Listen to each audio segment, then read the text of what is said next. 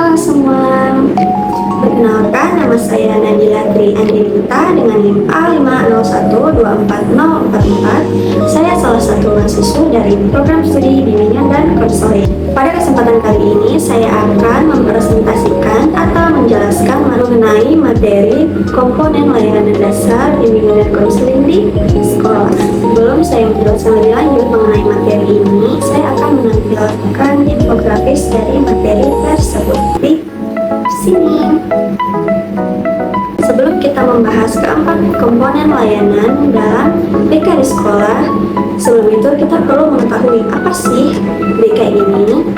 Jadi, bimbingan dan konseling atau biasa juga disebut BK merupakan layanan yang diselenggarakan secara terencana, komprehensif, dan berkesinambungan untuk membantu peserta didik berkembang secara optimal. Nah, kita juga perlu mengetahui apa sih tujuan dari BK ini. Jadi, tujuan dari BK atau bimbingan dan konseling ini bukan hanya untuk membantu siswa yang sedang mengalami masalah, tetapi juga untuk membantu seluruh peserta didik untuk mampu berkembang dalam aspek pribadi, sosial, belajar, dan juga karir. Kita masuk ke materi yang pertama.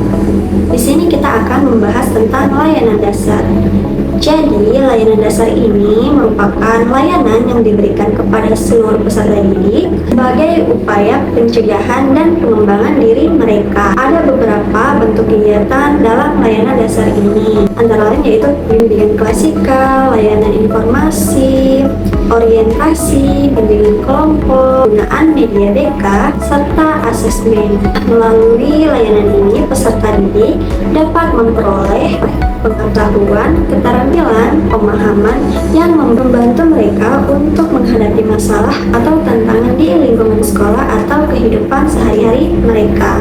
Selanjutnya kita masuk ke materi yang kedua, yaitu layanan responsif. Nah, layanan ini diberikan kepada seluruh peserta didik yang sedang mengalami masalah atau membutuhkan bantuan secara segera. Ada beberapa kegiatan yang dilakukan dalam layanan responsif ini, antara lain yaitu konseling individu, konseling kelompok, konsultasi, mediasi, konferensi kasus, hingga rujukan apabila dibutuhkan. Tujuan dari layanan responsif ini yaitu membantu peserta didik untuk menemukan solusi atas masalah yang sedang mereka hadapi sehingga tidak menghambat proses belajar maupun perkembangan dirinya.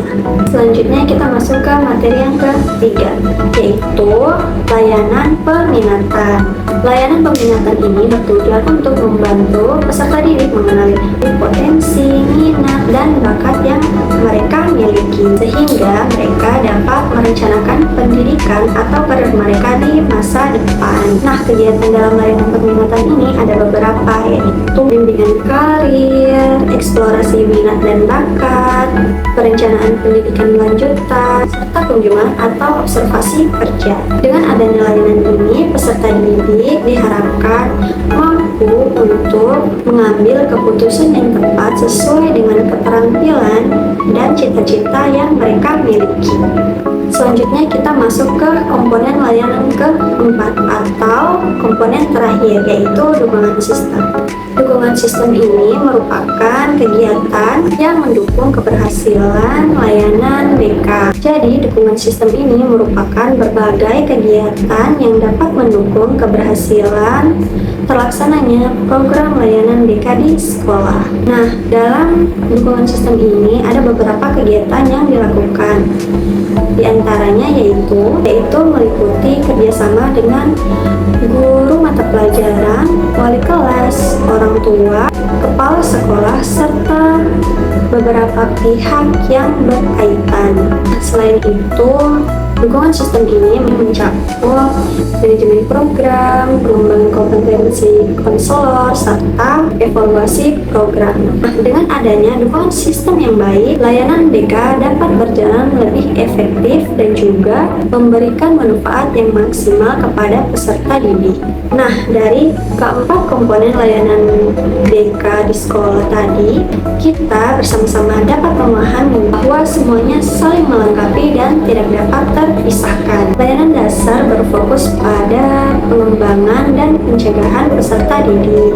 Layanan responsif membantu peserta didik yang sedang mengalami masalah dan butuh segera untuk ditindaklanjuti. Sementara layanan peminatan membantu peserta didik untuk merencanakan masa depannya. Sementara dukungan sistem untuk membantu agar seluruh program BK dapat terlaksana dengan baik melalui kerjasama dari berbagai pihak. Sebagai calon konselor di masa depan nanti atau masa yang akan datang, saya dapat memahami dari materi yang saya jelaskan atau saya bawakan pada hari ini, bahwasanya pelaksanaan layanan BK ini tidak hanya bergantung pada konselor atau guru BK-nya saja, tetapi membutuhkan kolaborasi dari sekolah, keluarga, maupun lingkungan sekitar. Dengan pelaksanaan yang optimal dari keempat komponen layanan BK di sekolah ini, diharapkan bahwa peserta didik dapat berkembang dengan baik, menjadi pribadi yang mandiri,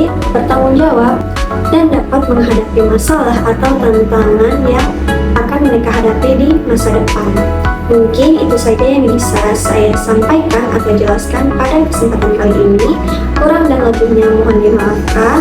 Wabillahi taufiq wal hidayah. Wassalamualaikum warahmatullahi wabarakatuh.